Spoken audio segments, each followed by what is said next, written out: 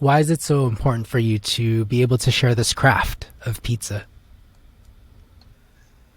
Guerrilla Pizza Kitchen was, and I say this to people, like, and if you dig a little bit deeper into our posts and you go into the About Us page and you read a little bit more about what we're doing, like, to me, it's not just pizza, right? Like I say, you eat it and you shit it out and it's just pizza and we should make it bigger than it really is. Like, yes, I fully believe all of that too.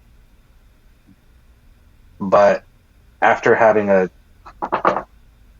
really not good experiences with the majority of people that I've worked with in my career, and on top of you see, all the abuse, sexual abuse, mental abuse, physical abuse, um, labor violations, the Me Too movement, everything that came out of the restaurant, that's come out of the restaurant industry and has been put at the forefront, uh, in front of the dining public, something that they've never had to pay attention to before, but anybody who has been in the restaurant industry knows happens, right? Like we all know chefs in our cities that we tell our friends not to fuck with, right? Because they're not good people. And I wanted to like really just turn away from all of that, you know, um, and not because I don't have friends who I adore and love and they're chefs, but I basically wanted to, like, my hope is to reject everything that has anything to do with that system. I want absolutely nothing to do with it. I don't want a James Beard Award. I don't want a Bib Gourmand. I don't want any of that. Like, I'm sick of it. And maybe that kind of refusal, that like killing the chef in my head, makes, holds me back a little bit. And this is something that my other friends tell me too. They're like, you need to play the game more or whatever it is. But to me, like, Guerrilla Pizza Kitchen is such a reflection of my ethos, my politics, um, my personality, the music I listen to, you know, my community, the people that I enjoy. Like, to me, and this is, maybe this is a bad thing too, like where I'm wrapping up so much of my identity into this business. Like maybe that's not maybe that's not a healthy thing too, but it's a way for me to basically get all those things out in the open, and I do it through this pizza, but I also do it through the packaging of the pizza. Um, and I think that's why it's important to me, because I do feel like people can be a little bit too scared and too timid to call that out, because they want, like I can't stand gatekeepers, right? Like, honestly, and it's like I don't I don't want, like, if I'm already lost and damaged, like, so be it. But if anybody comes up and works for me, I want them to have that indoctrinated into their head that they don't need any of that to be happy or to be successful. If you have if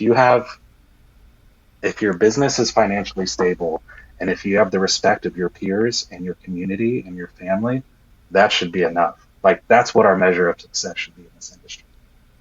So are you saying like the Michelin Guide, any food awards, any pizza awards are kind of like the Grammys in a way where Yeah, they're just not representative of everyone, or are you just saying that I think you I don't want think to be highlighted because it contributes to unhappiness? I think it's both. I think we have been conditioned, not just as chefs, but as Americans, right, to always want that, right? You always want more. Like, what are these measures of success? You're in a magazine, you're on TV, you're a celebrity chef, but like that doesn't even mean that your restaurant is going to be successful. How many people have you heard say they won Food and Wine's Best New Chef and then they closed it down, or they got a James Beard Award and they were busy for 3 months, But the reason why this abuse has been able to flourish in this industry is because it's like at any cost to get those things that isn't even going to give you anything tangible. It doesn't give people, it doesn't feed anybody. You know what I mean? It doesn't bring people into your Mm. restaurant long term. Um, And so, yeah, and it historically it has shown that it's not representative of everybody, you know? That's I find this so interesting because it's quite deep. You know, it's not the typical conversation that I have on here. Because a lot of people would kill for those types of awards, and I agree with you, and I also don't. Where these types of awards can be life changing, and so, and I agree with you where it may not always, but to Sure. some it could set this trajectory forward that could be Totally. extremely life changing. Totally. And maybe I phrased that incorrectly, you know what I mean? Because it has for a lot of people. It's these type of opportunities, these consistent opportunities that you can build a career out of that, a very successful career. I think doing the work that you do to get those things, I think is where we kind of lose our way. I think you should want to do this work. You should want to support your community, take care of your people, take care of your staff, take care of your family. And if those things come, so be it. But at any cost, running over other people, using and abusing other people to get those things, I want no part of that. I'm conflicted myself because yeah, I would love it if this podcast blew up. And I would love that for you. but at the same I mean, what does that look like to you? Like, what does your podcast blowing up look like? yeah, that's a great question. And I think I was having this discussion with my producers. I think if we got to a steady point of like 10,000 downloads a month, that would be solid. And I think, and the reason why for that number is that is the number that I believe would give me the opportunity to be able to sever ties with my job and really just focus more on this podcast, right?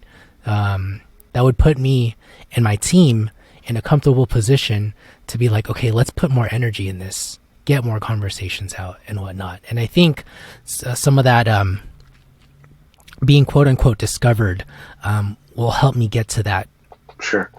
I hate to use the word sooner because I am impatient, but yeah, sooner, because I would love to put 110% in this podcast, more than the 110% I'm giving now, but it would just look like a different 110%. Sure.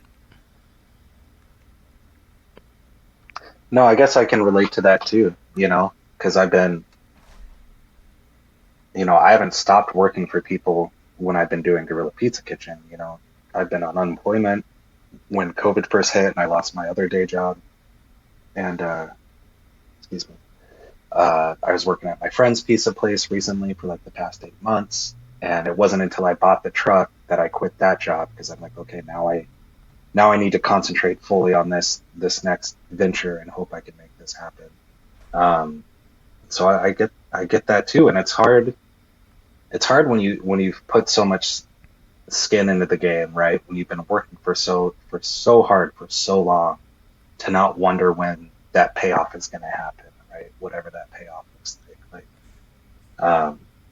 And I think that's normal, and I think that's why people do want those things. But I look at what I try, and this is me, like, I don't know if you call it an affirmation or whatever, like, I don't really know, but like what I look at is like, I bring 80 pizzas to a pop-up, I sell them out, people are happy, the truck will be ready when it's ready, and I'll be riding that around town, and I'll be active like 3 or 4 days a week or whatever. And it's like, my build is slow, but that's okay. You have to be okay with that too. Like, I can't, um, yeah. I mean, because what that also does is my friends who getting, are stacking up those wins, right? I couldn't be, I couldn't be a gracious friend to them. You know what I mean? Because I would be eyeing what they have. And it's like, they've worked hard to get there too, you know? Um, so yeah, I don't know. It's really just like, it's rethinking. For me, it's rethinking how I was trained. You know what I mean? From the time I was 18 when I started cooking to now.